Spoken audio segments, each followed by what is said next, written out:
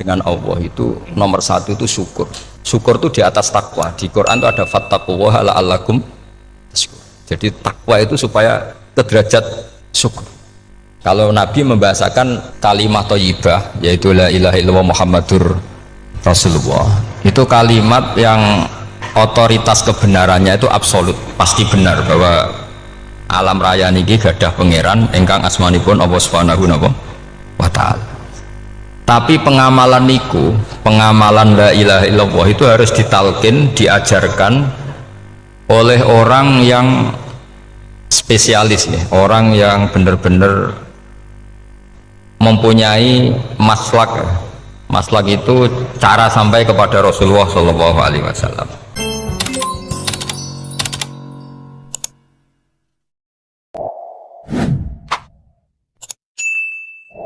Bismillahirrahmanirrahim. Alhamdulillahirabbil alamin. Wassalatu wassalamu ala asyrafil mursalin sayyidina Muhammadin wa ala alihi washabbihi ajmain. Amma ba'du. Dengan Allah itu nomor satu itu syukur. Syukur itu di atas takwa. Di Quran itu ada fattaqullaha la'allakum tashkurun. Jadi takwa itu supaya ke derajat syukur.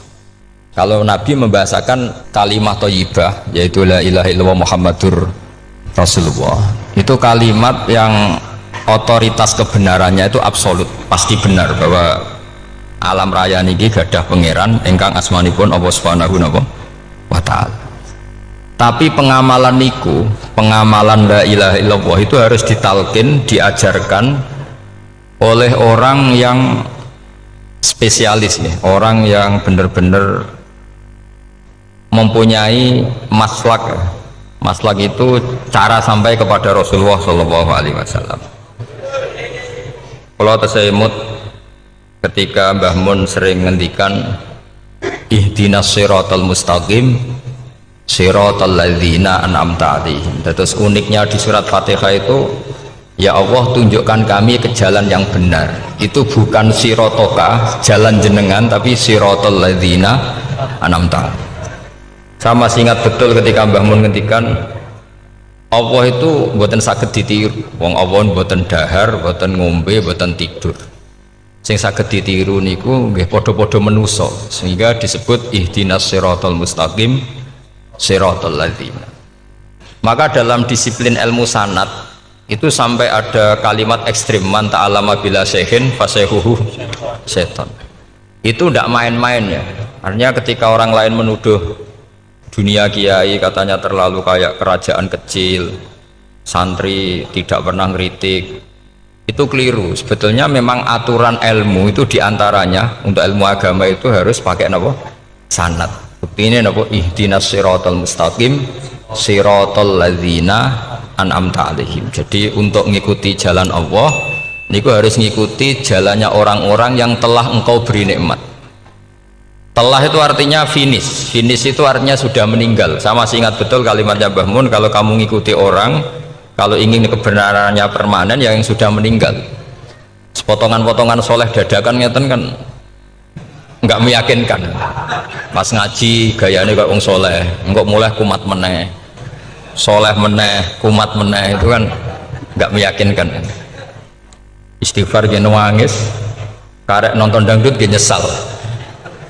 Terus apa ya, nggak jelas no?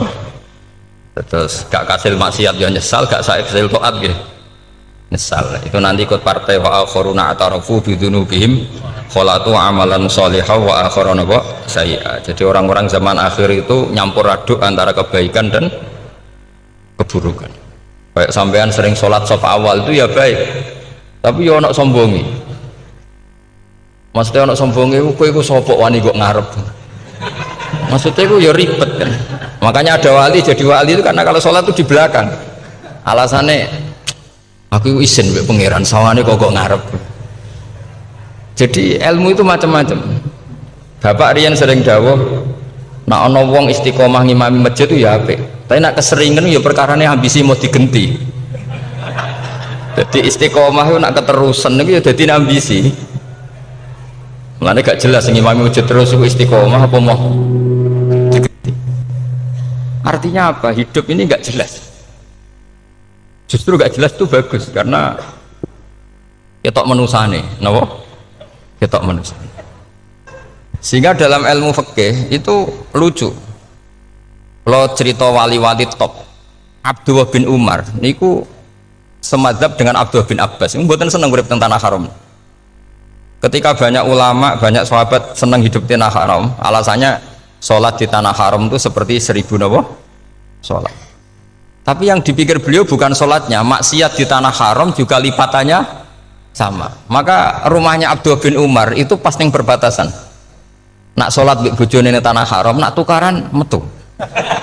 Jadi ono area tukaran itu dikondisikan steril. Jadi masyhur itu. Jadi beliau nak lagi mesra mbek bojone wiridan teng tanah haram, nak tukaran metu sik. Baru tukaran. Secara meyakinkan karena sehingga kita di Indonesia sebenarnya punya sisi yang luar biasa karena kita tidak maksiat di tanah haram. Jadi bisa saja kita ini orang keren karena tidak pernah maksiat di tanah haram. Walaupun saya nggak tahu kaji, nggak tahu umroh, tambah keren karena nggak pernah maksiat di. Karena banyak juga orang yang nangis di Masjid Haram jebule ngenes. Samu naki sing elek bojoku tok. Wong Turki wayu, wong Pakistan wayu. Bareng roh bojone elek wireng pesek. Terus nangis, ya Allah, samu naki sing elek kok bojoku tok. Nah, berhubung wayah haji dikira itu religius, napa? Akhirnya sing wedok gak terima. Samu naki ganteng kabeh sing elek kowe tok. Makanya di haji itu pangeran nyindir faman faradha fihinnal hajja fala rafatha wala fusuqa wala jidala fil hajj. Itu pakai fi ku ing dalem. Jadi potensi maksiat kalau kaji itu fi. Justru pas haji itu pas potensi maksiat. Wong tenggene matof niku nggon tawaf niku. Wis masyaallah wong ayu ki pirang-pirang, wong ganteng ki pirang-pirang. Terus mari geger, mergo rebutan ngambung hajar macam-macam. Jadi pulau suwon ijtihad, dia napa ijtihad itu harus kita dengar. Jadi di antara mazhabnya ulama, termasuk Abdullah bin Abbas itu nempat di Taif. Taif itu dari Mekah 3 jam. Alasannya nggak ingin kalau terjadi apa-apa di tanah napa haram. Kita tahu Ibnu Abbas itu mengalami konflik politik dengan Abdullah bin Zubair. Itu ekstrim betul konflik dua beliau. Akhirnya beliau milih di tanah haram. Wis tukaran-tukaran lah nak raning tanah. Maksudnya gremeng, bukan tukaran bacaan gremeng lah, gremeng sidik nara ning Masjid Haram. Artinya jangan kira orang di Indonesia terus ndak hebat, ya hebat, punya sisi nggak maksiat di tanah haram. Ya misalnya sholat gak ngarep nang Masjid Haram, jebule salate ya Allah sini wong. Wis gak ngarep paling afdol, jebule paling keliru coba. Mulai takbir yo keliru plus seudon. Haji Indonesia nu nak sofa walu niate rada elek. Sudah sih mau coba bismillah tau ora tau tak go ngarep gitu. Kalau yang kesekian kali ditanya gitu. Jadi niate go ngarep kepen ngetes sudah sih mau coba bismillah tau ora. Lha ngape ape salat apa ape seudon. Bantah-bantahan. Aku krungu dhewe tau go ngarep pancen ra maca. Sing go guri ora maca tapi lonton ora caku go ngarep ya kepen krungu nyatane ora. Jadi kok ngarep. Terus kedua niate iku balapan ngambung Hajar Aswad. Jadi sholatnya kok ngarep. Sekali salam langsung melayu ngambung Hajar Aswad. Ibu niat api niat elek roh. Tapi tidak semua yang di sofa wal itu niatnya baik. Tapi niat tidak baik itu kadang baik. Itu saking apiane pangeran. Kalau kenangan cerita dari Mbah Mun yang paling saya kenang itu gini. Dulu wono santri nakal. Ya jadi ora dulu tok saiki luwih akeh. Tapi sawangannya cerita kan kudu dulu karena sejarah itu syaratnya harus diomongkan dulu. Jadi aku rada kecewa mbek sejarah itu dulu ono santri nakal. Saiki luwih akeh. Niku kepengen nginceng ninge mergo ning wayu. Niku dhisik jarang ning sepeda motor ngalor ngidul ning pasar Bangilan jarang. Dadi nek kepengen roh iku kudu dadi bakul banyu. Terus bakul banyu karena satu-satunya cara roh wong ayu kudu dadi bakul banyu. Nyamar. Jauhnya ngisine ning jero jeding. Ya kadang ya roninge rajil bapan macam-macam. Kiai ini wali tenan, bukan wali debutan, bukan wali senior lah, bukan wali betul. Nah sama saya jadi wali kan harus rono kuota wali, segelem ragelem jumlahnya supaya tetap ada terus diangkat nonton mawon wali. Itu bertahun-tahun. Kiai ini ngerti, seneng, mergo digratisi, dikai rego murah. Kiai ini ngerti, nah iku niate elek. Suatu saat gak ada perkembangan. Santri ini mulai gremeng karena nggak direspon, diceluk begini ini. pentok anakku. Nggih Yai. Kowe salat ning Masjid Haram saf awal 40 dina jamaah mbok saf awal. Nggih Yai. Kok bar tak rapekno anakku. Nggih. Seneng salat. Hari pertama ya demi dapat istri, hari kedua terus. Suwe-suwe ku ku nyaman. Betapa nikmatnya sujud, nikmati rukuk terus nyaman. Saking nyamannya itu berkebutuhan sholat di saf awal. Bukan karena cewek tadi. Bareng hari ke-40 diparani mbek kiai ini. Aja mulai tak rabekno. Loh. Mboten saged, Mbah. Jare nek wis sholat 40 dina tak rabek. Oh mboten, sholat diterima untuk cawe tok. Mboten. Mboten. Ngenyak wong sholat diterima dijoli. Jadi orang nggak bener itu kadang ya jadi bener. Jadi wali kadang daftarnya lewat bakul banyu, terus kadang rodok delok wedok sithik-sithik, tapi nak pangeran ngangkat kira kurang coro. Jadi wali can iki. Akhirnya kiai ini sing nangis. Cung gelem lek cok kamu pede mantu wong. Iki gak gelem-gelem tenan. Ngenyak uang salat diterima dijoli. Wah, itu luar biasa. Terus malah nanti ngaji ya, terus ngaji talqinul fikri bahwa pada akhirnya sing paling dhuwur teng hadhihi dar la ilaha illallah. Nah, saya punya cara untuk sampean supaya la ilaha illallahnya itu sah dan meyakinkan. Nah, cara hakim itu sah dan kitab yang sering dibaca Mbah Mun diantaranya untuk kalimat itu kitab Zadul Ma'ad. Iku nak nerangno la ilaha illallah niku luar biasa. Itu kitab kesayangannya Sayyid Abdul Al-Haddad. Beliau ngendikan di antara kitab kesukaan beliau selain Ihya itu kitab Zadul Ma'ad. Itu beliau kalau ngendikan bihadihi, maksudnya bihadil kalimah ussisatis samawati wal ardu. Jadi langit bumi dibikin. Jadi beliau mulai berpikir pertama gini, surga dibikin dengan segala kemewahannya itu bagi yang tasdek liman saddaqa bila ilaha illallah wa liman amana bila ilaha illallah. Neraka yang dibikin sebegitu ekstrim sampai anak wong dicemplung ngenteni 70 tahun lagi ceblok. Wah, itu seraka bayang carane gawe. Entakno bego kan itu. Jadi barang nak diceblok nonin neraka itu ceblok edok ngisor ngenteni pinten? 70 tahun. Makanya kemungkinan keluar dari neraka itu kecil. Agak untuk syafaat itu kecil. Wong wis kira iso kebayang kan? Itu pun diciptakan untuk yang menolak dalil. Jadi surga dibikin ya lihadil kalimah, neraka dibikin juga lihadil kalimah. Jadi hadil kalimah itu mizan, ini ukuran. Yang nerima masuk surga, yang menolak masuk neraka. Hisab juga gitu, ada hisab itu ya karena kalimat la ilaha illallah. Orang kafir itu nanti tidak dihisab. Nah cara Ibnul Qayyim, adose nggih ngoten. Ulaikal ladzina kafaru bi ayatina rabbihim wa liqaihi fahabitat a'maluhum fala nuqimu lahum yaumal qiyamati wasna. Ya lucu tuh, masuk Fir'aun dihisab. Kan sekarwan rokok kan, jadi hisab itu nanti itu yang nggak jelas-jelas. Makanya sama hati-hati itu potensi dihisab. Jadi yang jelas itu ada hisab. Masuk kaji Nabi dihisab kan tidak mungkin. Nabi Ibrahim masuk dihisab. Fir'aun masuk di, karena yang jelas surganya tidak dihisab, yang jelas nerakanya juga nggak dihisab. Tapi nak sing pengajian yo teko, dangdutan yo teko lah ini yang ini yang itu. Ya itu hisab itu. Dulu biskop ya bayar, mlebu masjid ya bayar. Cuma ada biskop 10.000, nak ning masjid 2.000. Itu ya hisab itu nanti. Jadi orang kafir yang karuan kafirnya itu istilah Quran fala nuqimu lahum yaumal qiyamati wasna. Nah, artinya ada hisab juga tolak ukurnya la ilaha illallah. Terus wa bihadil kalimah bu isatir rasul. Karena kalimat ini Rasul diutus untuk melatih la ilaha illallah. Jadi kalimat ini luar biasa. Tapi setelah jadi tahlil terus yang mau coba ngantuk terus jumlahnya kakean kan terus akhirnya gak sakral. Akhirnya tak lewat di komentar suwi temen. Kemudian nak sing mimpin tahlil wong tuwek terkenal suwi lagi tahlil dipimpin Mbah niki sing guri mesti sambat wah suwi mesti. itu kriminal kita, itu kesalahan kita. Kalimat yang harusnya jadi tolok ukur surga neraka itu ukurannya kalimat itu. Kemudian kita nganggap kalimat itu sebagai kalimat yang apa prop. Iku aja sampai ya. Makanya kalau suwun sing mimpin tahlil aja suwi-suwi lah. La ilaha illallah ping 3 hadir terus bar. Niku semua ijazatnya hanya 3 kali. Itu kok udah dipirang-pirang niku. Tapi nak la ilaha illallah tolong gak hadir ya tak baleni neh dadi 6. Kok gak hadir? Jebule ping 1000 pun ndak hadir lah ini yang masalah. Sekolah waca ndak ini supaya sampean ngerti kalimat itu menjadi kualitasnya bagus ndak itu karena cara pandang.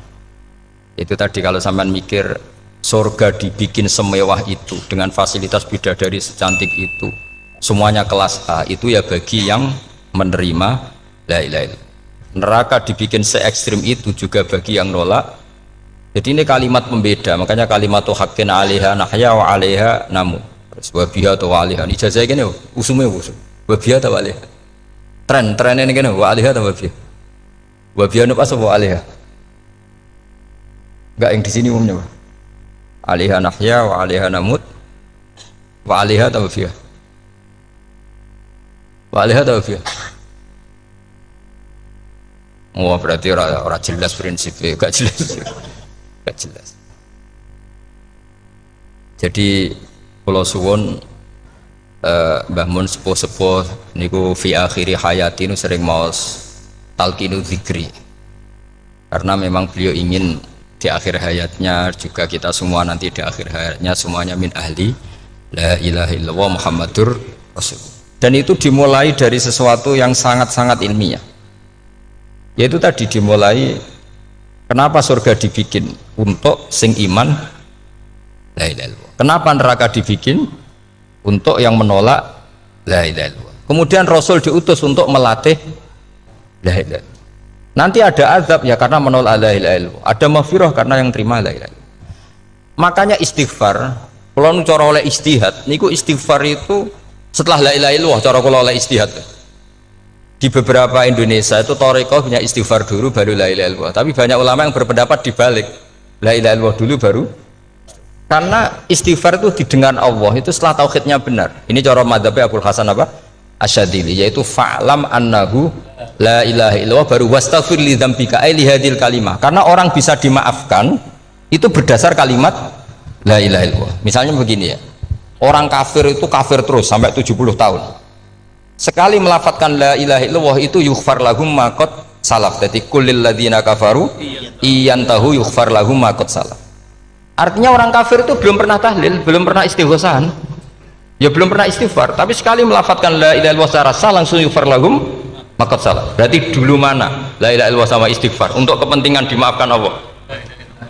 La ilaha illallah cara madzhab Abul Hasan Asyadzili, karena alasannya wong kafir sing kafir wae tanpa istighfar asal kalimat la ilaha illallah benar langsung yughfar lahum maqad salaf. Jadi cara pikirannya Abdul Hasan Asyadzili itu la ilaha illallah yang benar dan kamu baru istighfar nanti insya Allah pasti dimaafkan bihaqqi la ilaha illallah. Jadi fa'lam annahu la ilaha illallah baru wastaghfir li dzambika ai bihadil kalimah, karena sahnya istighfar setelah kalimat ini sah. Itu orang kafir yang kafir berpuluh-puluh tahun itu langsung diberi bonus sama Allah yughfar lahum ma qad salaf. Nah, ukuran iyan tahu pakai apa coba? Hei para wong kafir nak kowe mendo sangka kekafiran, ukurannya pakai apa? La ilaha illallah. Sekali la ilaha benar langsung yughfar lahum ma qad salaf. Makanya ketika ya Ja'far Shadiq, Sayyid Ja'far Shadiq beberapa lama arja ayatin fil Quran adalah qulil ladzina kafaru iyan tahu yughfar lahum ma qad salaf. Ketika mana kan abet sesuk malaikat wong kafir 70 tahun Gusti mau celek lu pisan langsung jenengan sepuro mosok kula imam tahlil boten jenengan sepuro ya, tapi masalahnya nak malaikat ya. Tapi kowe golek wajib lah iku semare perkara iku semare masalah kan bersora ikhlas iku mulai masalah nah sing guri malah meneh tapi kowe mau celek lu ambek gremeng mergo kesuwen dan nak kesuwen wong gremeng sing dosa sing tahlil apa sing gremeng? Sing tahlil ya melok dosa mergo kesuwen, sing gremeng dosa wong kalimat thayyibah kok digremengi. Nah terusno sing ngundang ya melok dosa pisan ribet kan. Ya ora ono fikih ngono ya ora ono. Maksudnya kula cerita daripada rawan dosa ya mendingan la ilaha illallah sing ora gremeng. Carane piye? Sing mimpin ya sing fasih sing cepet. Yen insyaallah. Oh teng desa kula anggere muni tahlil ben Gus Wak seneng kabeh, mesti cepet. Jamin mesti cepet. Kalau sering ngomong, aku cepet lah luwih mati sing suwi ya. Mergo suwi mari dosa gremeng ya perkara. Nah kiai-kiai kan do sungkan mek kula. Nah teng adat masyarakat kan nggih sampai Gus sampai anak kiai kan sungkan dadi kiai-kiai sing tua-tua akhirnya melok cepet. Dan ini harus diilmoni. Saya ulang lagi ya. Sebetulnya dalam Thariqah Syadziliyah itu la ilaha illallah dulu baru istighfar. Alasannya apa? Sihhatul istighfar itu ba'da sihhati la ilaha illallah. Jadi dia bawa nggih qulil ladzina kafaru iyantahu yughfar lahum ma qad salaf. Saiki intiha anil kufri, berhenti kekafiran dengan kalimat apa? La ilaha illallah. Itu langsung yughfar lahum ma qad salaf. Dan Allah ngendikan fa'alam annahu la ilaha illallah baru wastaghfir lidzam. Ai bihadil kalim. Artinya gini, bisa saja istighfar kita itu tidak didengar Allah karena tauhid kita tidak pernah benar. Mau ngelafat notok tapi tauhidnya tidak benar. Maka terus dibutuhkan latihan-latihan dari ahlul ilmi, misalnya kayak Imam Sanusi, kayak Imam Asy'ari. Itu pelatihan-pelatihan la ilaha illallah dengan pemaknaan yang luar biasa. Misalnya begini, ambil saja la ilaha illallah itu dengan makna seperti ini. Tidak ada sesuatu yang maujud kecuali disebabkan oleh yang super maujud. Alam raya ini, langit bumi ini kadung berstatus maujud. Kan nggak mungkin yang maujud diciptakan yang tiada. Nak ngono hadhil maujudat khalaqaha wajibul wujud. Lah wajibul wujud ini yang bernama Allah Subhanahu wa ta'ala. Maka kualitas Anda iman tuh lebih tinggi. Selama ini kan enggak. Orang no pangeran kecuali Allah. Terus Allah itu yang siapa? Ya Allah yang siapa itu harus kamu berani mensifati. Allah belum pernah menceritakan dirinya di Quran kecuali beliau dia mensifati zatnya. Saya adalah sing khalaqas samawati wal arda misalnya. Saya adalah zat yang begini. Karena itu dengan cara itu bisa dikenali. Ya, dengan cara itu bisa dikenali. Makanya Allah itu harus kita kenali, yaitu lewat ma'rifatullah. Ibadah tertinggi adalah ma'rifatullah. Ya caranya ma'rifat tadi dimulai. Gak mungkin alam raya ini kemudian diciptakan oleh al-adam, sesuatu yang tidak ada. Pasti yang namanya maujudat diciptakan yang maujud. Karena maujud ini maujud pencipta harus super. Lah super itu bahasa Arabnya wajibul wujud. Karena pencipta harus awal. Gak mungkin Fir'aun itu Tuhan lahirnya di bumi, berarti dulu buminya ketimbang Fir'aunnya. Tuhan-Tuhan yang lain juga begitu, masa dulu buminya ketimbang Tuhannya. Makanya Allah pasti Tuhan betul karena bersifat awal, bersifat qadim. Nah kalau kamu mulai latihan gitu, iman kamu itu bil bayyinah. Dan syaratnya iman yang benar adalah bil bayyinah. Bayyinah itu jelas welo-welo. Makanya semua nabi memaklumatkan diri, qul inni ala bayyinatim mir rabbi. Lam yakunil ladzina kafaru min ahlil kitab wal musyrikin munfakina hatta ta'tiyahumul bayyinah. Jadi kamu harus punya otoritatif kebenaran sing sampai welo itu layak balus syakka wal irtiyab, sudah agak bisa ragu lagi. Nah saya khawatir kalau kita sudah tidak ngaji seperti ini, la ilaha illallah itu mau rutinitas. Pomnya nak kasiat ribet mana kan? Nak diwaca 1000 kasiat ini, nak diwaca 2000 kasiat, wah itu ngawur lagi. Saya itu kemarin ketemu banyak orang pintar lah di Jogja. Itu saya cerita, mereka tanya saya, Gus kenapa engkau jarang berdoa? Saya bilang saya itu sering berdoa, cuma mungkin Anda tidak tahu kata saya. Doa itu syaratnya harus setelah sihhatil iman, imannya itu benar. Dulu ketika Gerwani itu kampanye komunis itu gitu, anak-anak kecil disuruh memejamkan mata, ayo kamu minta permen sama Tuhan. Ternyata nggak dapat permen, suruh memejamkan mata lagi, coba minta sama bu guru, terus dikasih apa? Permen. Oh berarti yang ada bu guru bukan Tuhan. Artinya apa? Kalau umat Islam ini Islam ini kamu jual dengan doa, kemudian doa dipakai tolok ukur Islam bener apa enggak, habis kamu. Banyak orang ingin jadi Kapolri, jadi gubernur, jadi apa, seundang orang-orang kondungo. Terus nyangoni akeh gak mandi, mesti dihujat deh. Dan sing dongo yang ngerti nak ramandi, potongan wong seneng duit itu kan insya Allah ramandi lah kan kira-kira gitu. Jadi korbannya itu Islam kalau terus menerus doa yang dipakai apa? Transaksi. Maka doa itu nomor 2 atau 3, nomor 1 itu ya iman tadi, ma'rifatullah itu nomor 1. Bukan doa, karena kalau doa dijadikan nomor 1 takutnya itu dipakai ukuran. Makanya ketika orang kafir minta sama Nabi, minta itu ya bahasa Arabnya doa. Untuk mengubah Mekah jadi begini, untuk mengubah Mekah jadi makmur, jadi ada sungainya, roh. Nabi gak mau. Padahal Nabi kalau doa pasti mustajab apa enggak? Tapi andekan itu diturutin, maka ukuran iman selalu pakai doa. Dan itu bahaya jangka panjang, karena Nabi pirsa pengganti beliau-beliau kamu-kamu yang nanti doanya tidak mandi, itu bahaya, itu tidak prospek cara hitung-hitungan. Iya nak zaman Nabi donga mesti mati. Nah, ketika era sampean kena kiai tenan Pak, kalau donga ana sugih, ana sugih kira kiai kan ribet. Mungkin dhewe kiai ora sugih kan ribet kan. Maka kita sebagai ulama itu punya hitung-hitungan. Nah, beda dengan pakai ma'rifatullah. Misalnya begini, ini contoh paling gampang. Orang kafir itu dulu mengukur kebenaran Muhammad, mereka tentu manggilnya Muhammad. Muhammad, kalau kamu mengklaim bahwa orang mati bisa hidup lagi, coba mbah-mbah kamu yang sudah mati bangunkan.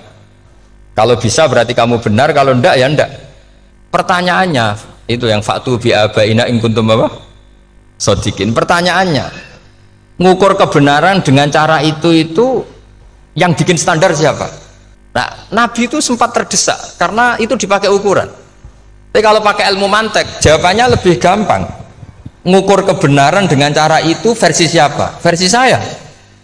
Kamu benar itu kalau bisa membangkitkan orang mati. Terus dari Nabi, ya kalau versi kamu ya kamu yang membangkitkan, nanti ditanya bareng-bareng. Loh, ini kan kita seperti itu kan, kita sering. Artinya apa? Islam ini yang bisa mengawal hanya ilmu. Doa itu nomor 2, yang bisa mengawal Islam hanya fa'lam, harus ilmu annahu la ilaha illallah. Ketika orang kafir lo tanya, Muhammad kalau kamu Rasul betul, fasayir jibala Makkah, jibalu Mekah kamu jalankan kemudian jadi emas. Dan orang-orang yang mati bangkitkan, kemudian kita tanya, adinuka hakun amla, agamamu benar apa enggak? Nabi andikan minta kira-kira dituruti Allah apa enggak? Pasti dituruti. Tapi masalahnya, masa menunggu itu? Masa Allah menjadi Tuhan nunggu itu? Allah selalu Tuhan baik orang percaya atau tidak. Makanya Allah tidak mau nuruti, karena itu jadi problem jangka panjang. Iya, kalau Nabi mustajab doanya, ketus era umatnya seperti ini. Sing kiai ini bendino dalail ora mesti mandi dongane. Gue sasing tirakat lah, gue ora mesti mandi dongane. Nak bab donga niku wis padha wae lah.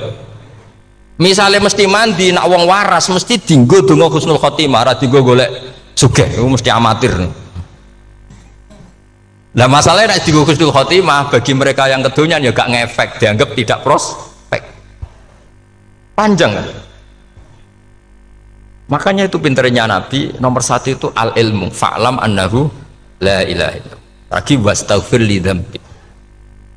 Jadi kalau suwon, kenapa ini cerita Mbah Mun, kenapa akhir-akhir beliau sering talqinu zikri, sering melatih zikir, itu sirinya diantaranya bahwa kalimat ini harus menjadi kalimat super, kalimat sing alaiha nahya wa alaiha namut wa alaiha nub'ats, atau wabiha nub'ats insyaallah ta'ala minal. Ya itu tadi, kita sebagai kiai itu ikut menjaga ini, jangan sampai kalimat ini membosankan. Tahlile suwi barbar segitu ono sing nyoal la ilaha illallah Muhammadur Rasulullah lane kurang panjang, wakaf Taurat terus panjang. Bahwa agama ini dimulai hatta ta'tiyahumul bayyinah. Jadi sesuatunya harus benar-benar sampai jelas. Orientasi para ulama dulu itu cara menerangkan la ilaha illallah itu sampai difahami an bayyinatin. Makanya semua nabi memaklumatkan diri kul inni ala bayyinatin mir rabbi, sampai di situ. Dan semua cerita-cerita di tafsir Jalalain, di apa-apa itu ukuran kebenaran itu lam yakunil ladzina kafaru min ahlil kitab wal musyrikin namun fakina hatta ta'tiyahumul bayyinah. Monggo. Maka semua kita itu harus punya kecakapan untuk merangkai dalil. Kalau gak ada pengalaman saking kitab-kitab turos, kitab-kitab dulu. Itu ketika beberapa ulama ditanya, dulu ketika ulama-ulama dulu berdebat tentang apakah imanul muqallid, imannya orang yang tidak bisa berargumentasi tentang Tuhan itu diterima apa enggak? Rata-rata ahli sunnah bilang diterima, tapi tetap dengan catatan itu potensi goyah. Itkul man qallada fit tauhidi imanu lam yakhlu min tardidi. Tapi ternyata ulama-ulama itu prakteknya juga mengajari masyarakat supaya ada sedikit dalil atau kepastian logika. Masyhur itu ulama dulu ketika tanya orang-orang Arab, orang-orang desa Ya Arabi, bima arafta rabbak. Kamu kok tahu kalau Tuhan itu ada, itu gimana? Jawabannya mereka meyakinkan. Al-ba'ratu tadullu alal ba'ir wa atharul aqdam yadullu alal masir. Ono tletonge sapi ya mesti ono sapine. Ono atharul aqdam, artinya ono tipake wong liwat ya mesti ono sing liwat. Sehingga itu sudah dianggap cukup kalau ada makhluk ya ada khalik. Artinya terus menjadi gampang ketika Allah ngendikan misalnya am khuliqu min ghairi syai'in. Mosok hadhil makhluqat sing maujudat kemudian khalaqahal adam. Itu kan enggak ketemu akal.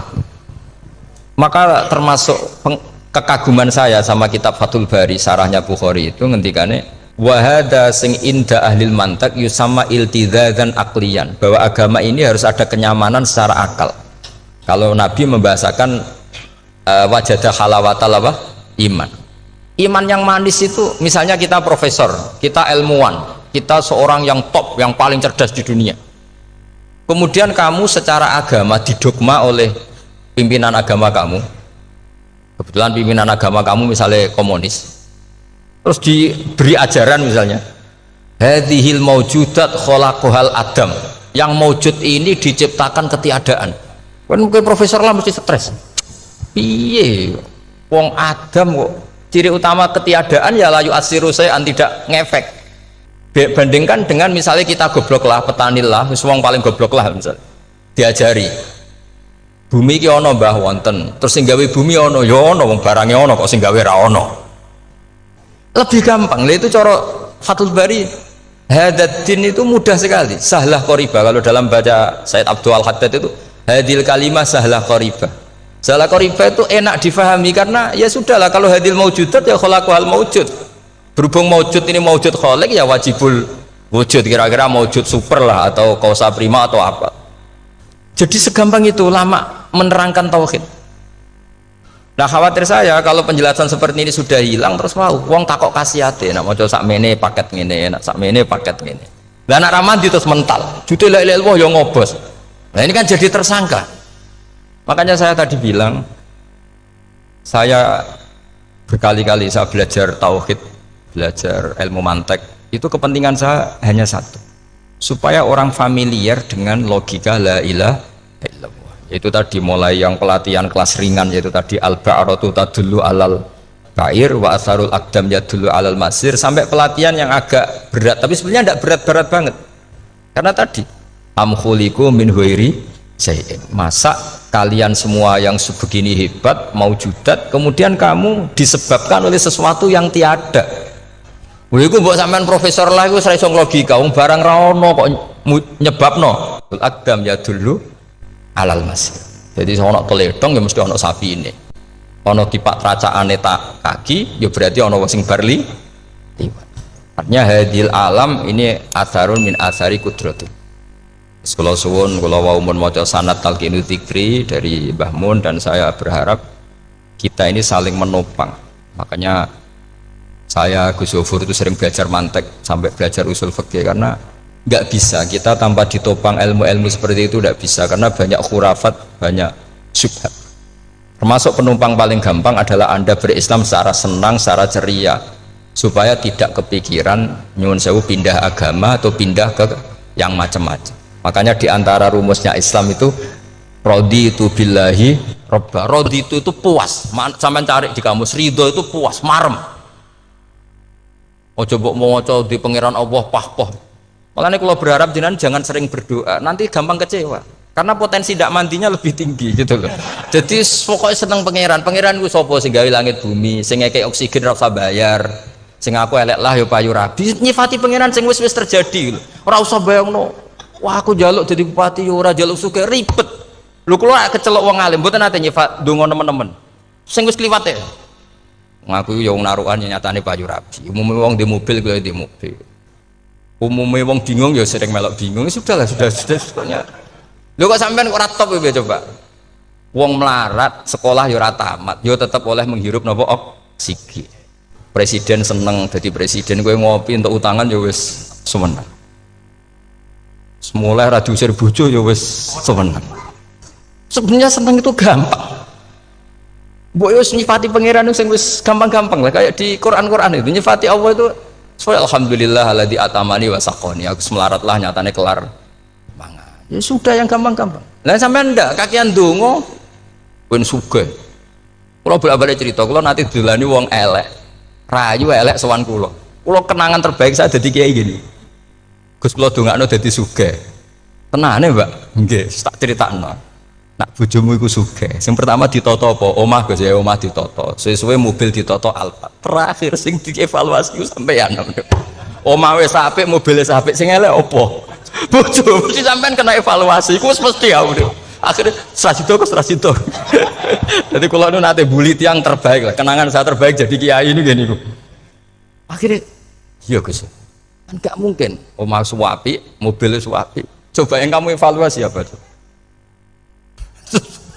Mulai artinya sudah lah, tidak usah kepengen itu dikurangi lah. Hubungan kita dengan Allah itu mensifati itu insya Allah pasti lebih indah. Ya misalnya kita Islam ya alhamdulillahilladzi hadana li hadza ma kunna linahtadiya laula. Sudah, tapi sekali sampean mikir, sak rewangi Islam yo mesti mlebu swarga. Oh, mesti kena was-wase setan tak jamin. Sak rewangi salat yo mesti swarga. Tapi nak sampean alhamdulillahilladzi ja'alana minas sajidin wasyakirin aman. Maka alhamdulillah itu kalimat paling keren. Makanya da'wahum fiha subhanakallahumma wa tahiyyatuhum fiha salam wa akhiru da'wahum alhamdulillahirabbil alamin. Jadi pokoke ngoten. Sore pura usah kakek njaluk. Karena potensi ndak mandi itu tinggi. Sampean ndak kutub, ndak ahdal, ndak abdal, ndak apa saja. Wis donga wis umume wong-wong lah. Dunia hasanah fil akhirati hasanah wa qina adzabannar. Hasanah wa bi artine pokoke hasanah. Pokoke hasanah fil akhirati ya hasanah. Senara iso hasanah ya rabi itu jenenge hasanah pokoke sementing. Karena kula niku pengalaman dadi kiai, angger wong kok kakean donga mesti kakean ngeluh. Ya karena potensinya ndak mandi. Jajal sampean ndonga apa jajal? Selama ini kan njuk mapan yo ora tau mapan. Njuk sugih yo rakus, wis diparingi cara pangeran wis maringi jebule sampean ingin lebih. Makanya saya mohon sekali, jadi hubungan dengan Allah itu nomor satu itu syukur. Syukur itu di atas takwa. Di Quran itu ada fattaqullaha la'allakum tashkurun. Jadi takwa itu supaya ke derajat syukur.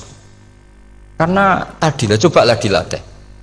Saya pernah ngecek orang yang sekarang dugem menikmati maksiat dengan orang yang takwa mensyukuri tidak maksiat, itu nikmatnya itu masih tinggi nikmatnya orang yang syukur karena berhasil meninggalkan maksiat.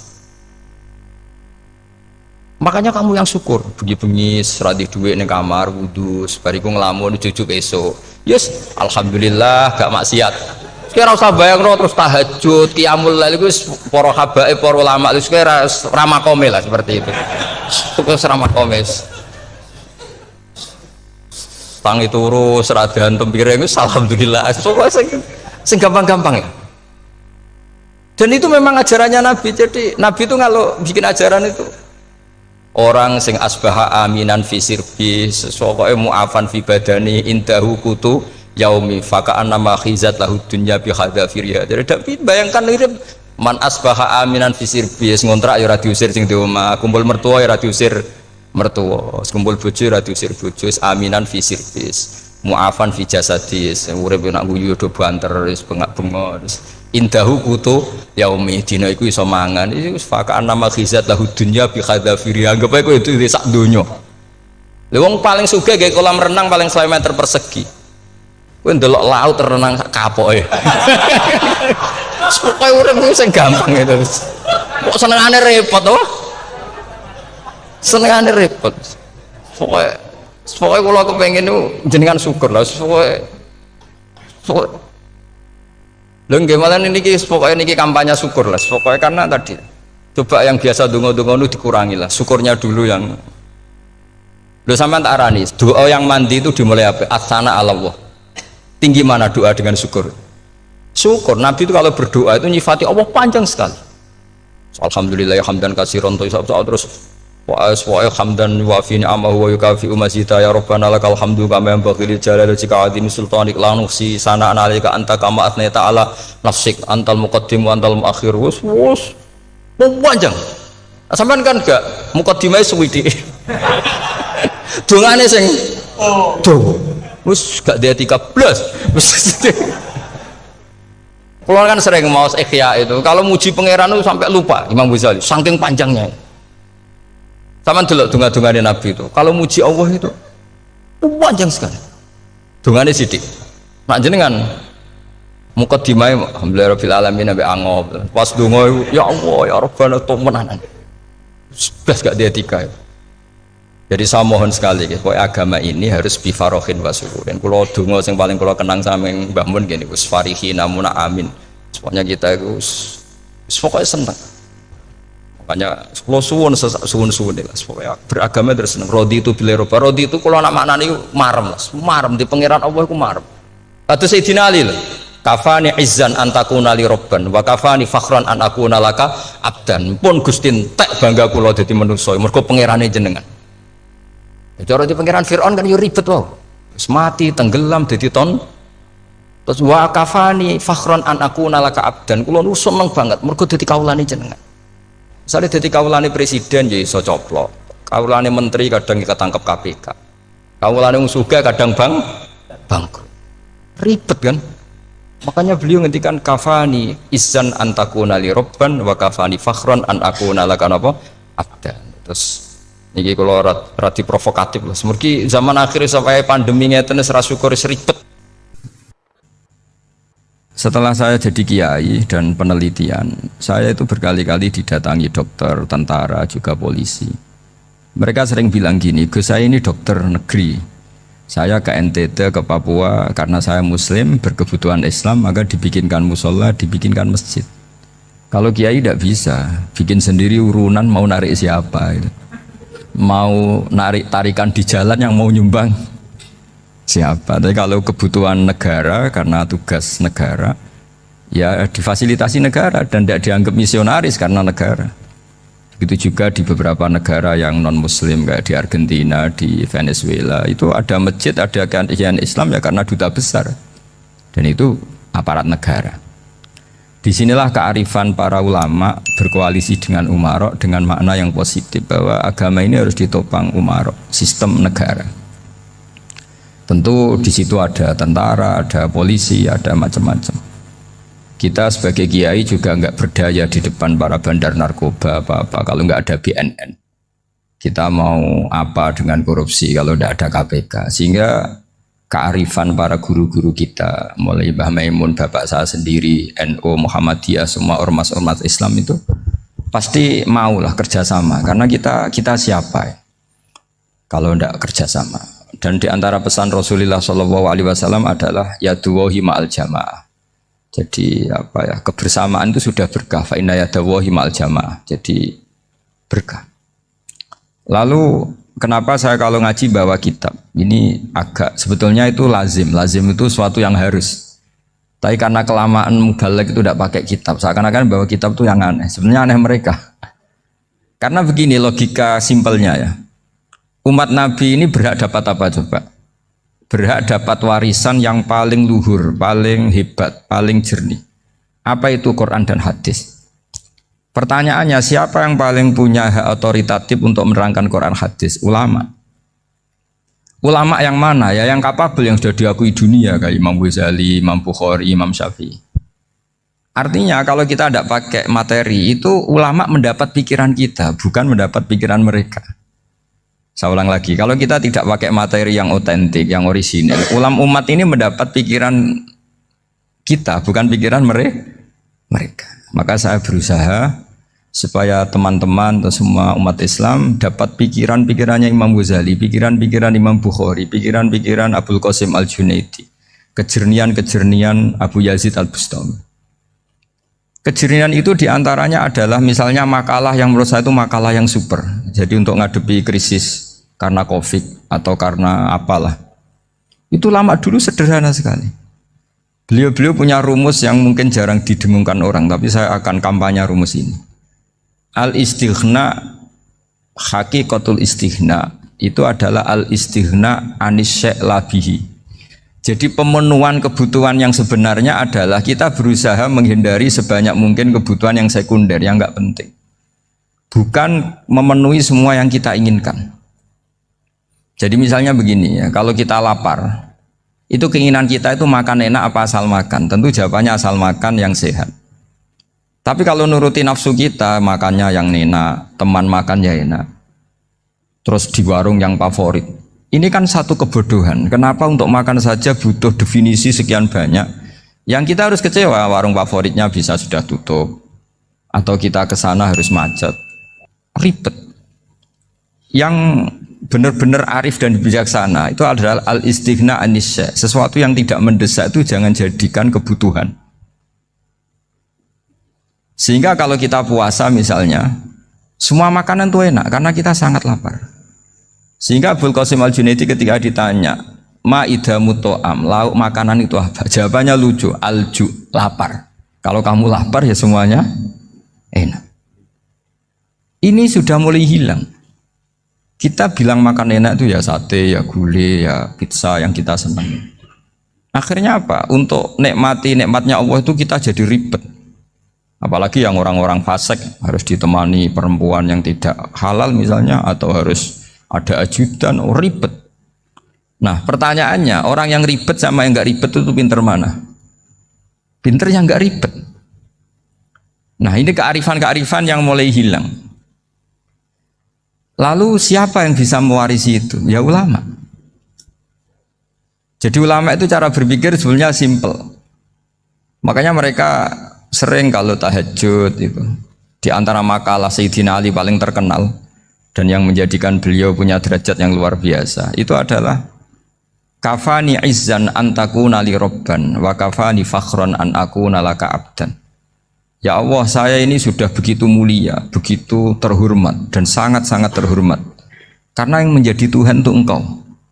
Jadi rumus pertama itu karena menjadi Tuhan itu Engkau. Hanya Tuhan yang abadi, Tuhan yang pertama, hanya Tuhan yang al-awwal. Coba ya Allah, kalau saya ini punya Tuhan Fir'aun, punya Tuhan mati jadi tontonan lagi, itu kerennya di mana coba? Andaikan kita punya Tuhan Fir'aun, atau punya Tuhan yang asal usulnya manusia, apapun hebatnya manusia itu, kita punya Tuhan manusia itu. Tuhan yang lapar, yang kalau nggak makan mungkin pingsan, mungkin bisa kena COVID, nanti Tuhannya diisolasi. Kayak apa? Makanya ketika Tuhan Allah menyindir ketuhanan selain Allah itu, Allah hanya menyindir dengan kalimat sederhana, kana yakulani to'am, yang kamu tuhankan itu masih makan. Artinya kalau nggak makan ya lemes. Jadi lama-lama ada orang gini, alhamdulillah tadi Tuhan mampir ke saya, kelihatannya lapar, setelah tak kasih makan sehat lagi. Susah nggak punya Tuhan yang seperti itu. Beda dengan Tuhan kita.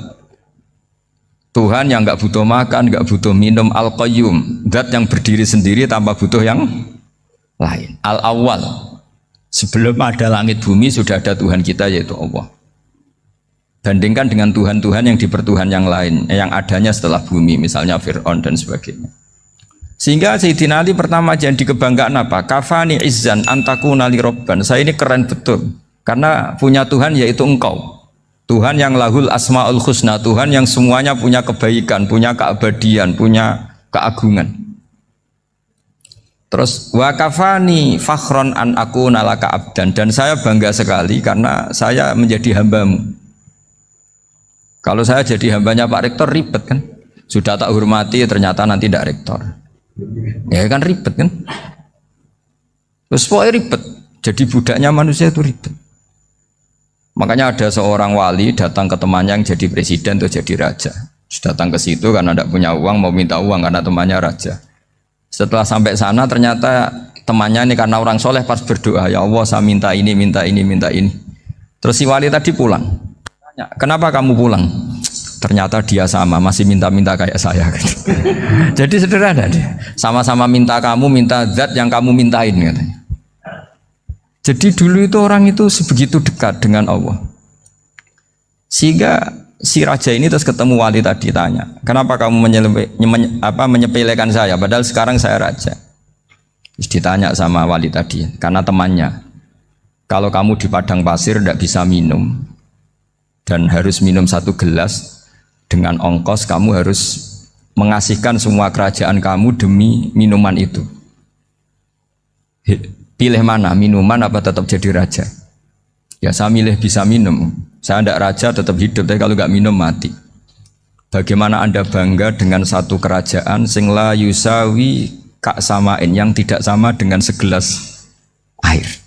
Jadi artinya terus mereka melihat jadi raja itu ya biasa, jadi presiden biasa, jadi rektor biasa. Karena mereka biasa berlogika hakikatul izzah itu ya taqarrub ilallah, yang benar-benar terhormat itu ya dekat dengan Allah.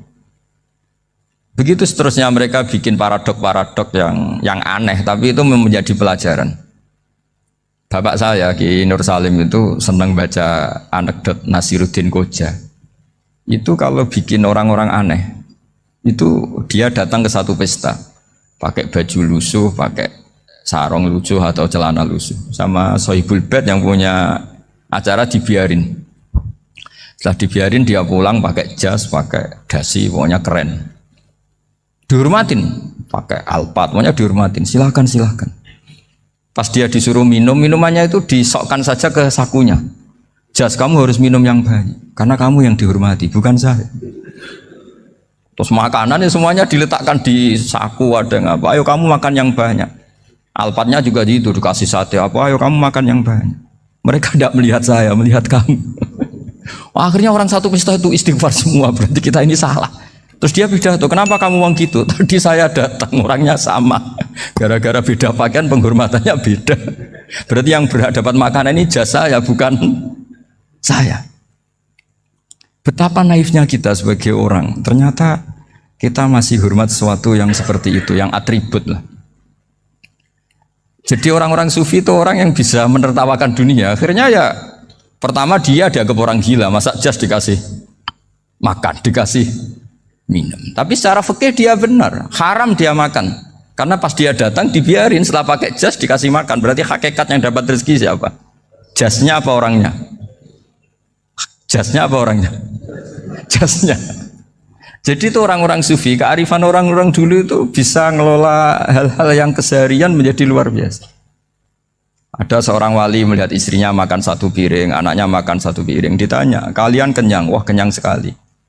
Melihat anaknya minum kopi satu cingkir, senang. Kalian senang-senang sekali. Wah, kalau senang dengan hal-hal yang murah bisa, ngapain harus senang dengan hal-hal yang mewah? Bodoh sekali saya.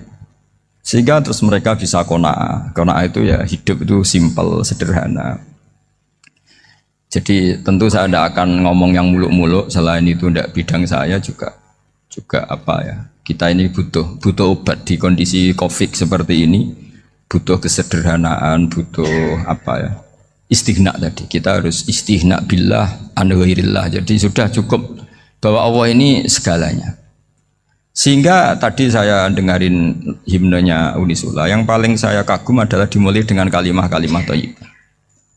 Di antara tugas suci Nabi Ibrahim dan semua nabi adalah wa ja'alaha kalimatam baqiyatan fi aqibi. Nabi Ibrahim itu nabi yang diberi gelar Allah. Dia adalah nabi yang menjadikan kalimat tauhid itu kalimat yang abadi. Fi aqibih, di anak turunnya, di semua generasinya, baik anak turun karena gen maupun karena pembinaan, karena pendidikan. Ini penting sekali saya utarakan karena apa? Satu kehidupan itu sebenarnya digerakkan oleh kata-kata, oleh moto kalau orang bahasa modern.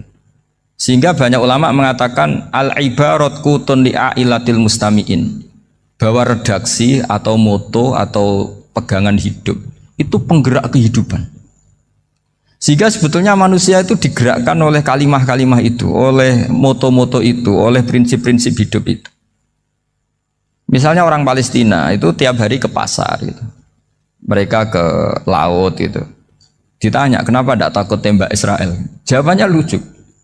Kena tembak ya mati, nggak makan ya mati. Nggak kerja ya mati, ya sudah sama-sama mati ya mendingan aktivitas normal. Tapi saya tidak menyarankan itu untuk melawan Covid, ini cerita saja nanti. Kamu jangan provokator itu, karena ini wilayah sensitif. Jadi banyak orang yang poligami, kalau ditanya alasannya gitu, istri satu ya cerewet, dua ya cerewet, mendingan 4 katanya. Ya banyak ya gitu. Tapi ada yang kebalikan, istri satu cerewet saja hampir jantungan, apalagi 4, tinggal matinya kan gitu. Itu semua yang menggerakkan itu kalimat. Kalimat itu satu pegangan. Banyak orang loh yang nggak ingin jadi rektor tuh banyak loh Pak Bejo. Jangan kira semua dosen ingin jadi rektor. Melihat rektor sibuk rapat mempertahankan reputasi Unisula terus sering pegang kepala. Ngapain repot-repot? Jadi tukang sapu aja dapat gaji, ngopi, rokokan selesai. Bodoh amat jadi rektor, mikir orang banyak. Banyak loh orang yang nggak ingin jadi presiden tuh banyak. Karena ngopi nyaman, nggak ada yang ganggu. Mau tidur sampai jam 9 siang juga nggak ada yang ganggu. Sehingga mereka melihat pegawai negeri itu gak keren, orang kok diatur jam, disiplin. Itu memang cara Allah membagi rahmat. Mau kamu apakan coba? Cara syukurnya dia seperti itu. Bapak saya dulu tuh sering ngajarin saya, diajak jalan-jalan pagi-pagi. Melihat orang ngopi, makan uduk itu bapak seneng. Kok enak jadi wong awam. Ngene esuk-esuk nyemak bocah kesel kabeh kono enak ngopi rokokan. Bapak kadang iri sama orang awam itu iri. Sudah gitu berharap masuk surga kan enak sudah gitu. Tahu-tahu mati, tidak tahu ke surga apa ke neraka ya tidak tahu. Jadi nah orang dulu itu orang yang bisa mensederhanakan dunia. Sehingga ya sudah cara bahagia. Makanya saya alhamdulillah saya ini kerjasama sama UII sama beberapa kampus. Memang amdan itu sengaja. Kampus itu ya punya sistem yang nggak bisa mewakili sistem kiai. Kiai juga punya sistem yang nggak terwakili oleh kampus juga sebaliknya saling melengkapi. Saya sering ketemu rektor UII, rektor kampus-kampus Islam. Mereka cerita, Gus pendidikan pondok harusnya dimodernkan gini-gini. Saya bilang, kalau pondok modern kayak kampus itu nanti saya ketemu Allah tidak bisa jawab. Kenapa Gus? Saya beri contoh gini. Kalau misalnya perempuan perawan lah atau apa saja namanya perempuan mau tanya tentang menstruasi atau haid. Kalau semuanya sistem kampus dia harus kuliah dulu. Registrasi dulu, kuliah dulu, bayar dulu dan dapat jawabannya nunggu mata kuliah pas itu. Bandingkan kalau sistem pondok, saya tuh sering ke pasar sama anak saya dicegat sama ibu-ibu. Gus, anak saya ngalami gini-gini, keluar darah terus menerus, nggak 6 hari tapi 1 bulan penuh. Itu hukumnya apa Gus ya? Nanti saya mau sowan ke jenengan. Nggak usah sowan di sini aja. Ya sudah, sebelum mengeluarkan darah yang rutin seperti itu biasanya haidnya berapa hari? 6 hari ya sudah ikut yang 6 hari, yang lainnya istighatsah. Ngoten tok Gus, ya udah ya. Begitu terus di masalah udhiyah. Ya coba kalau semuanya pakai sistem kampus, daftar dulu, bayar dulu. Jadi ini nggak ada jawabannya, nunggu mata kuliah itu baru dapat jawaban. Itu biasa nggak sholat bertahun-tahun karena belum ada jawaban tentang itu. Nah itu kalau misalnya orang mati, tahunya cara apa memulasara jenazah itu nunggu kuliah dulu, pas mata pelajaran itu dulu, baru menangani orang mati. Berarti orang mati itu tergeledak semua. Tapi kalau kiai kan enggak. Kesini orang mati terbakar, kalau dimandiin malah badannya copot-copot, itu gimana hukumnya? Ini ada orang mati Gus Kendat, ini disolati apa enggak? Ada orang mati apa itu oplosan ya, itu disolati enggak? So sering ditanya gitu. Enggak usah registrasi Pak Rektor, enggak usah registrasi, enggak usah daftar, enggak usah seminar. Makanya kalau orang kampus wani kiai itu ya kualat tenan gitu, karena ini yang on time ya. Tapi pondok seperti saya ya ikrar seikrar-ikrarnya pentingnya kampus karena melatih efisiensi waktu, disiplin, tata kelola manajemen sehingga kita ya hormat. Tapi tadi kita harus saling melengkapi sehingga saya tunjukkan ke publik bahwa saya hormat sekali sama polisi, sama tentara. Coba kita bisa apa ngadepi bandar narkoba kalau enggak polisi? Bisa apa coba menjaga NKRI kalau enggak tentara? Begitu juga ya sudahlah kita memang fa inna yadallahi ma'al jamaah, kita berkah itu kalau bersama-sama, tidak bisa kita sendiri. Nah lalu orang kayak saya itu ya beberapa kali sebetulnya saya itu ditawanin jadi doktor honoris causa apa. Kekhawatiran saya satu Pak Bejo, takut pas nggak punya uang itu dokter gak di duit kan gak pantas gitu. Jadi repot gitu, daripada beban lah sudahlah nggak usah dokter. Jadi kalau nggak punya uang ya pantas, terus kalau ngebis ya pantas. Suatu saat kalau mati nggak ada yang hadir ya pantas, nggak dokter gitu. Kalau sudah dokter kok masuk neraka, dokter kok masuk neraka, kayaknya apalagi rektor kampus Islam kok masuk neraka itu kan kok kayak nggak pas itu.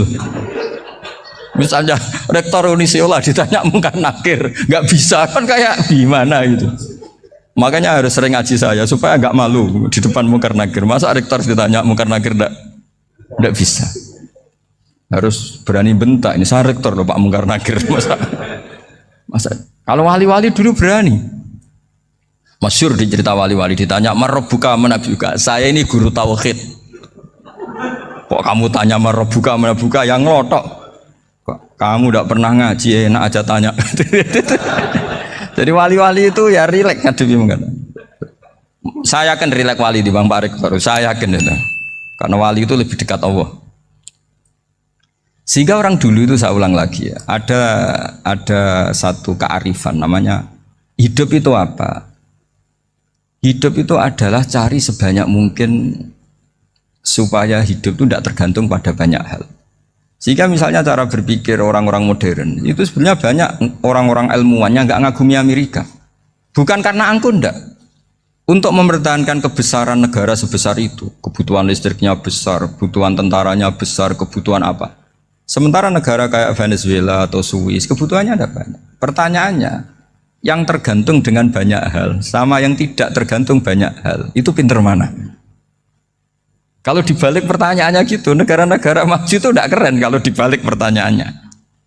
Orang yang untuk mempertahankan eksistensinya banyak, butuh banyak hal, dengan yang tidak butuh banyak hal, itu pinter mana?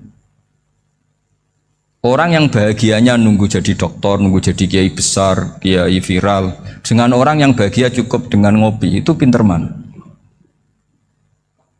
Tapi kalau dibalik pertanyaannya, orang yang tahunya nikmat hanya kopi, dengan nikmat yang banyak, pinter mana? Makanya Mbah Mun tuh kalau guyon itu lucu. Aku iku sakake ambek wong desa sing mlebu swarga. Saya dulu eskal mlebu swarga kok disakeni. Akhirnya beliau memberi penjelasan. Wong desa iku roe pakanan enak, iku mau kopi mbek uduk. Lah swarga iku mau nuruti sing dikarepno.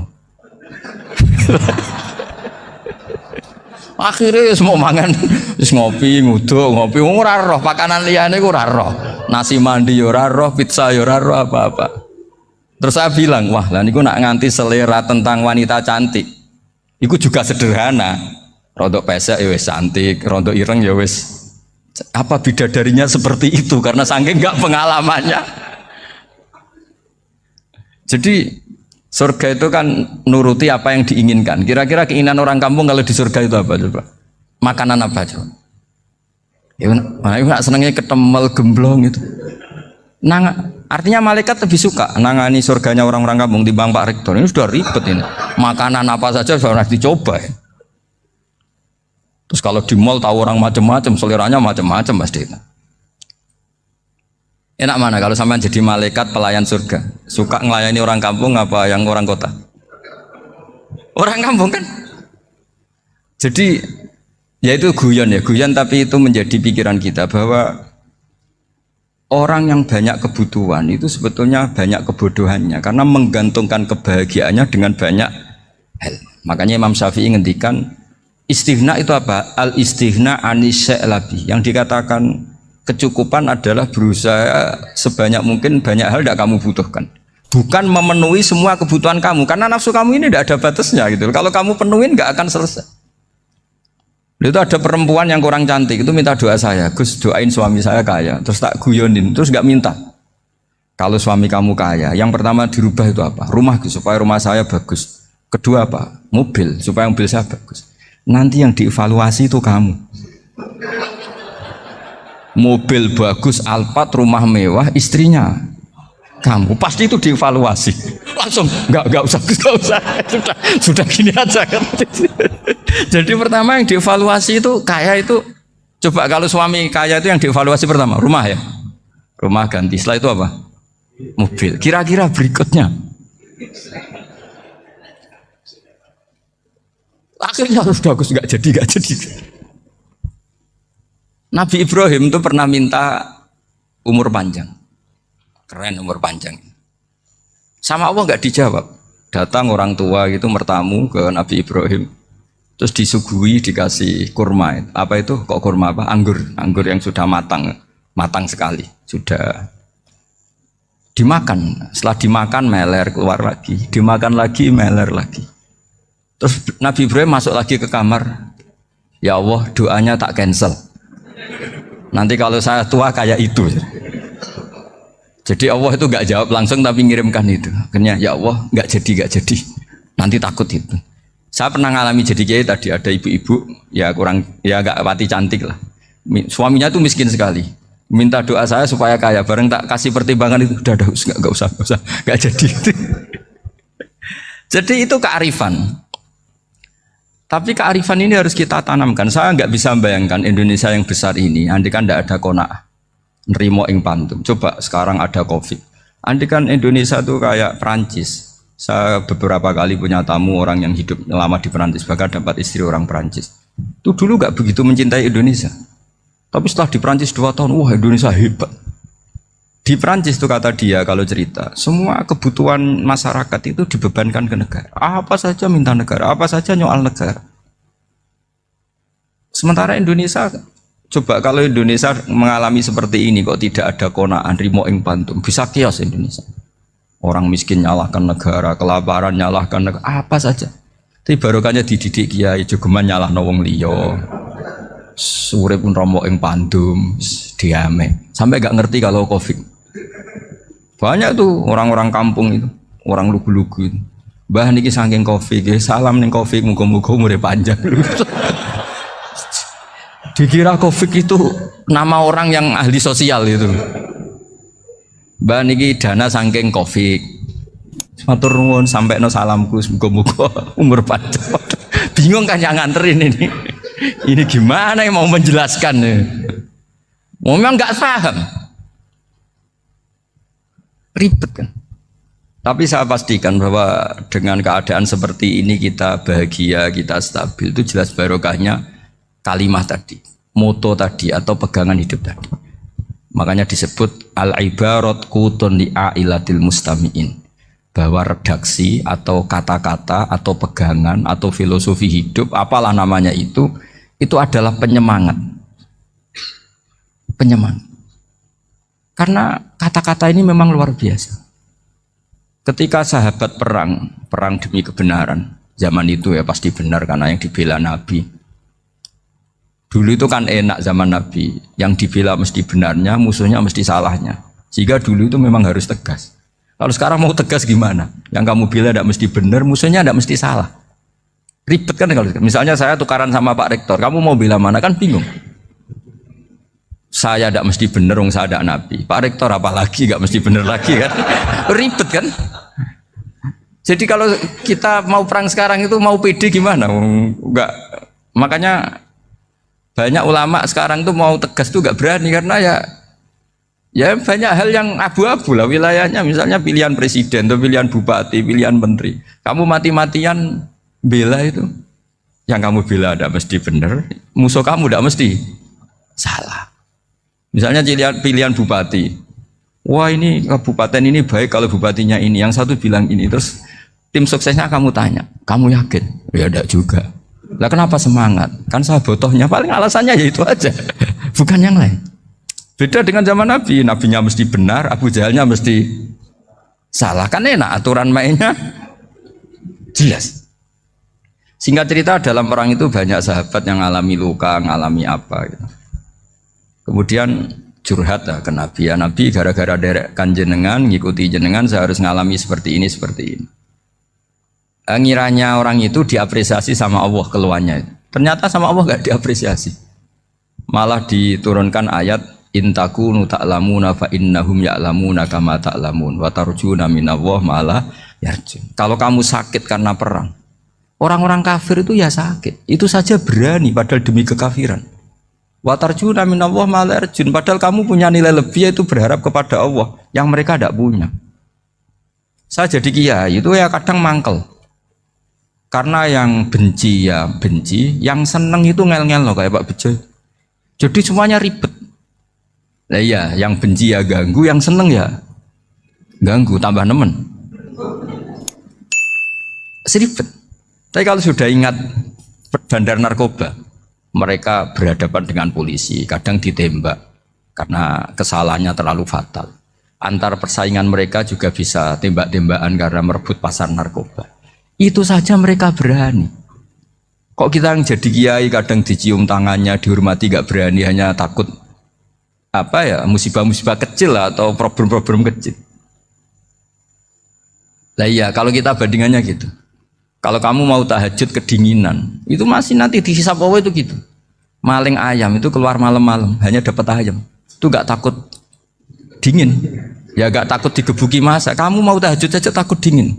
Makanya nanti hisabnya orang soleh itu nanti dijajarkan orang dolim. Terus diperbandingkan. Wah itu habis kamu kalau itu. Jadi misalnya Unisula mau rapat, tapi ini malam, kalau malam dingin nanti sama masuk angin. Wah anak-anak pang di perapatan aja berani kamu. Kalau sudah perbandingannya gitu tuh ribet kita nanti. Makanya itu kalimat itu moto atau filosofi hidup. Sehingga diulang lagi nasihat itu. Iyam saskum korhun fakodu masal koma korhum mislu. Kalau kamu kena luka, orang-orang yang nggak benar juga akan kena luka. Itu aja berani demi ketidakbenaran. Masa kamu demi kebenaran nggak berani? Akhirnya orang itu, ya itu kalimat, itu heroik. Makanya kita ini penting ya, makanya tadi himne Unisula dimulai kalimat thayyibah. Karena kalimat ini yang menjaga kita kalimat ini. Misalnya tentang Tuhan. Kenapa orang Islam imannya kokoh seperti ini, termasuk yang sudah hidup di Amerika, di Australia, di mana-mana. Itu ya barokahnya ajaran atau barokahnya kalimah. Saya sebut kalimah saja pakai bahasa santri. Karena la ilaha illallah itu dalam tradisi santri disebut kalimatu haqqin alaiha nahya wa alaiha namut wa alaiha nub'ats. Ada yang riwayat wa biha nub'ats insyaallah taala minal aminin. Kenapa mereka di mana-mana meskipun sekolah di Amerika, di Australia, bahkan di Uni Soviet tetap mukmin? Itu barokahnya ajaran yang benar. Allah itu siapa? Tuhan. Tuhan itu sifat dasarnya apa? Awal. Dia harus wujud awal sebelum makhluk yang lain. Sehingga ketika ada negara yang maju, yang tertib, manajemennya tertib, masyarakatnya makmur, tapi punya Tuhan yang tidak seperti itu, tidak awal, itu sudah gak nyaman. Karena ndaklah keren Tuhan saya, karena Tuhan saya itu al-awwal, zat yang pertama. Tuhan saya keren lah, zat yang gak mati. Tuhan yang gak mati, yang gak pernah mengalami kematian. Sehingga tontonan atau yang dilihat kenikmatan-kenikmatan yang lain ini tidak mengubah dia pendirian tentang Tuhan. Karena mantapnya satu kalimat tadi bahwa Tuhan itu ya harus satu, harus awal, harus tidak mati, tidak rusak, tidak mengalami apa-apa yang membahayakan. Sehingga ketika ditawarin Tuhan yang lain meskipun menjanjikan secara finansial atau kemakmuran, mereka gak tertarik. Itu coba, itu barokahnya makmur apa barokahnya ajaran? Barokahnya ajaran. Sering negara Islam itu kalah makmur dengan mereka, tapi barokahnya ajaran ini tetap apa? Tetap Islam. Makanya Nabi Ibrahim, Nabi yang sukses bikin wa ja'alaha kalimatam baqiyatan fi aqibi. Sehingga kita ini bekti sama orang tua misalnya, itu ya karena ajaran. Suwargamu itu karek wong tuamu. Nak wong tuamu ridho, Allah ridho. Nak ora ridho, Allah ora ridho. Ridho wa fi ridhol walidain wa sakhatu wa sukhtu wa fi sakhatil. Sehingga ketika ada orang tua yang agak brengsek gitu, anak-anak tetap hormat. Punya orang tua yang miskin, yang sudah miskin, tukang tombok nomor, banyak kan di kampung gitu. Ya tetap hormat. Coba kalau dari awal kita ngajari orang tua kamu hormati ya, kalau baik, kalau tidak usah. Bisa geger Indonesia. Tapi barokahnya ajaran-ajaran itu Indonesia tertib karena ada ajaran. Nah ini di sini ini pesantren dan Unisula semua harus berkontribusi membuat ajaran yang benar itu adalah ciri utama Islam. Sehingga Islam ini dimulai dengan ajaran kalimatu haqqin alaiha nahya wa alaiha namut. Sehingga kita tenang seperti ini. Saya ini termasuk kiai yang tenang. Meskipun kata orang banyak saya ini kiai besar, tapi termasuk kiai yang paling tenang. Termasuk yang paling tenang. Karena saya ini pakai mazhab orang-orang hebat. Saya berkali-kali cerita, orang kayak Imam Syafi'i itu orang yang luar biasa. Saya berkali-kali cerita, orang yang tadi nyium tangan kamu ya Imam Syafi'i, di belakang tuh ngerasani kamu, menghujat kamu. Jawabannya enak saja. Berarti saya alhamdulillah orang yang wibawa. Buktinya di depan saya nggak berani. Jadi enteng saja. Diceritain sebagian kampung, sebagian separuh dari warga kamu itu nggak suka kamu. Ya bagus lah nggak suka saya, nggak akan utang duit saya. Di mana-mana orang utang tuh karena teman dekat. Kalau nggak seneng pasti minimal nggak utang, nggak pinjam mobil, nggak pinjam apa. Berkah mana yang seneng sama yang gede? Jadi dianggap enteng saja. Semua yang dialamin dianggap enteng saja. Misalnya punya istri pemarah, ya baguslah marahin suami. Kalau marahin tonggo malah ribet. Jadi kamu harus terima kasih kalau dimarahin istri. Baguslah marahin saya mah, kalau marahin tonggo ribet. Jadi enteng saja. Tapi kita sekarang tuh karena nafsu ya, sehingga menghadapi hidup ini ribet. Ulama dulu kalau mau mati itu senengnya bukan main. Sudah lama saya ini ingin nggak maksiat. Kayaknya nggak maksiat paling efektif itu mati. Ya tidak apa-apa Gusti, kalau sebaiknya mati ya mati aja. Enteng saja. Jadi melihat kematian itu akhir dari segala keburukan atau potensi keburukan. Apapun baik kita sekarang, suatu saat mungkin kita nggak baik. Yang bisa menghentikan ketidakbaikan atau potensi ketidakbaikan itu apa coba? Mati kan? Berarti mati itu mengerikan apa menyenangkan? Mesti kamu tidak berani menjawab. Meskipun secara ilmu kamu berani, tapi secara rasa agak berani kan? Saya ulang lagi ya. Yang bisa menghentikan keburukan atau potensi keburukan itu apa coba? Apa? Kematian. Berarti kematian itu menyenangkan atau menyusahkan? Apapun kamu tidak berani jawab karena kamu agak-agak duniawi itu kelihatannya. Tapi secara ilmu, kamu tahu kan kalau mati itu tidak buruk-buruk banget. Karena apa? Itu akhir dari segala keburukan. Sehingga Nabi ngajarkan kalimat itu begitu luar biasa. Allahumma ahyini maka natil hayatu khairan li wa tawaffani maka natil wafatu khairan li. Nabi melihat dunia itu begitu indah. Ya Allah, kalau saya ini hidup, anggap saja hidup ini ziyadatan li fi kulli khairin, menjadi modal saya menambah segala kebaikan. Jika suatu saat saya mati, anggap mawon rohatan li min kulli syarrin, itu akhir dari segala keburukan saya. Sehingga mati hidup ya baik karena di situ kita bisa berkontribusi beramal soleh. Mati juga baik karena mengakhiri segala keburukan. Nabi nate ngendikan lagi, ajaban li amril mu'mini inna amrahu kullahu khair. Orang mukmin itu mengagumkan, semuanya baik. In asobathu na'ma syakara fakana khairan lah. Kalau baru dapat nikmat, dia syukur, maka itu baik.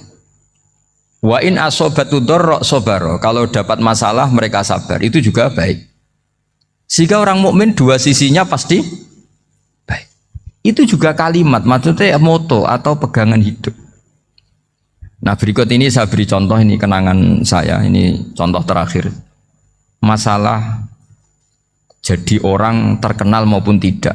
Di sini dicontohkan Imam Ghazali di halaman 367 di kitab saya 367, juznya 3 di kitab Ihya Ulumuddin. Di sini beliau cerita betapa untuk menjaga ikhlas sebaiknya orang itu tidak terkenal, tidak syuhrah, tidak terkenal. Oke, itu kita sepakat ya, karena kalau terkenal mungkin orang dipaksa publik dengan tanda kutip untuk selalu berbuat baik, tapi karena jaim lah, jaga image atau apa. Tapi ketika dibalik pertanyaannya, kamu rela yang terkenal itu orang nggak benar, sementara yang orang benar itu nggak terkenal.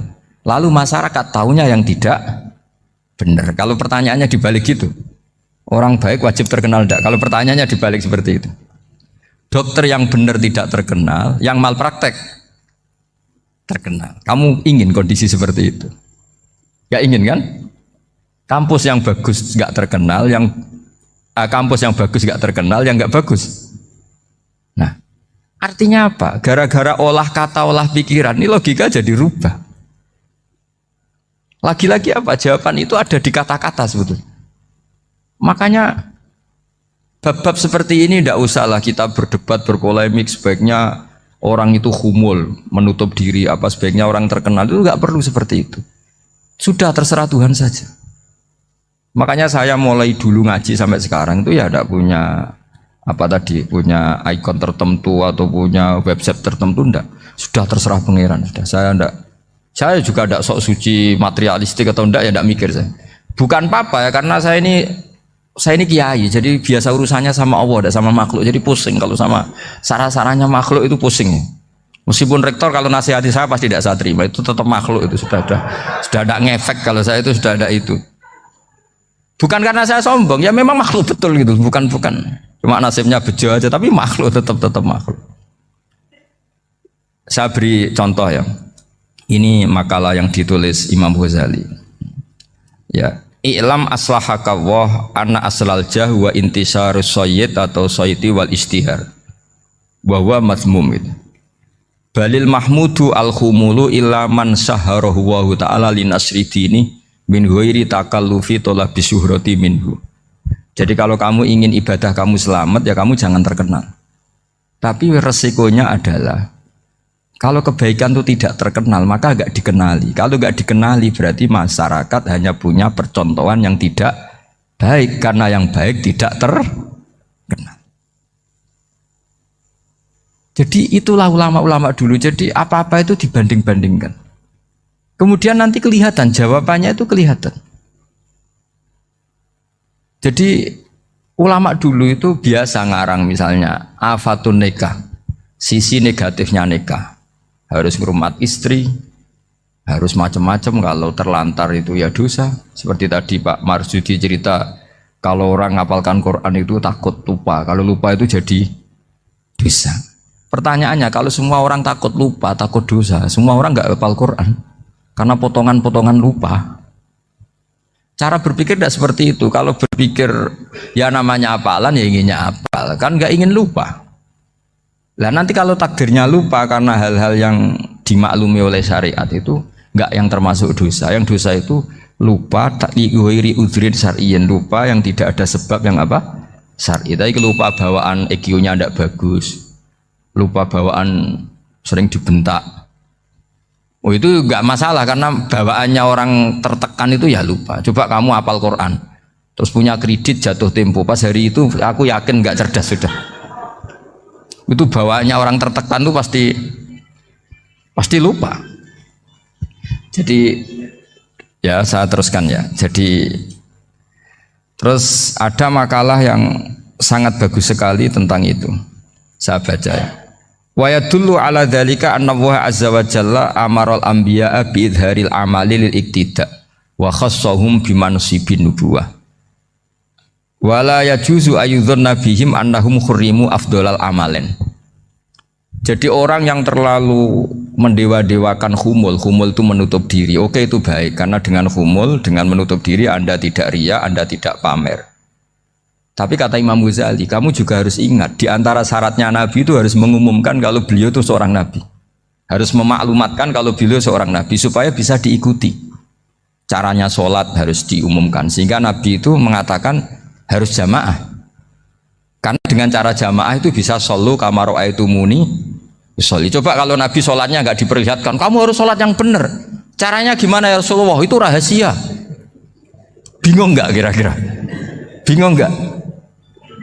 Ya misalnya amal rahasia selalu lebih baik. Terus ada pertanyaan, Nabi ngendikan kamu sholat yang benar. Caranya gimana Nabi? Ya itu rahasia. Terus gimana coba? Tapi Nabi ngendikan apa? Shollu kama ra'aitumuni usolli. Ya sudah kamu sholat, niru saya sholat. Berarti Nabi sholatnya diperlihatkan apa disembunyikan? Diperlihatkan. Jadi begitu juga saya berkali-kali bilang, orang tahu kalau itu bidan ya berdasar tulisan itu bidan. Tahu kalau itu dokter gigi ya itu dokter gigi. Jangan sampai gara-gara tidak ada tulisan mau beli alat bangunan di dokter gigi, mau periksa gigi di toko bangunan. Gara-gara apa? Nggak ada maklumat. Nah, di sini ulama-ulama selalu memaklumatkan dirinya. Termasuk Imam Ghazali ketika ngarang kitab dinamai Ihya Ulumuddin, bahwa kitab ini bisa menghidupkan ilmu-ilmu agama yang mulai hilang. Begitu seterusnya. Jadi ini ngaji ya. Jadi orang itu harus ngerti ya. Jadi jangan nuruti emosi sendiri atau logika sendiri. Bahwa saya suka humul, ya monggo, agama Islam menyediakan sarana itu. Uzlah itu ya punya sisi kebaikannya sendiri. Tapi syuhrah terkenal asal tidak nuruti nafsu juga punya sisi kebaikannya sendiri. Setidaknya umat ini punya satu master kebaikan yang mudah diakses.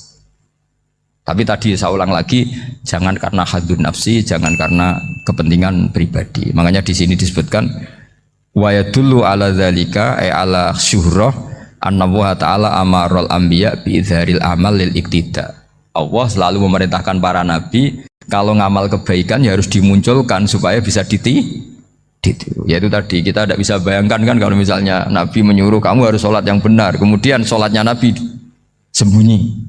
Kalau ditanya, Nabi saya niru siapa? Wah itu rahasia, kamu nggak boleh lihat sholat saya saat takut tidak ikhlas. Ribet kan? Sehingga jamaah itu statusnya tetap harus.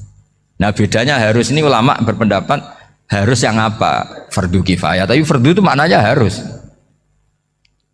Tapi bukan berarti kalau nggak jamaah sholatnya nggak sah, nggak. Tapi statusnya jamaah itu tetap apa? Harus. Nah barokahnya harus ini orang yang baru sholat, sholatnya langsung benar karena ada yang diikutin.